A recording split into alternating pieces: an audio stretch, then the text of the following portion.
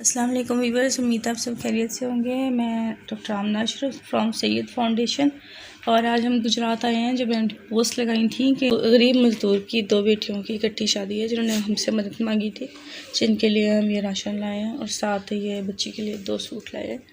एक ये रंग का है,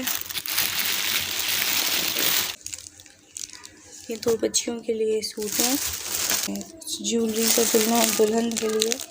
और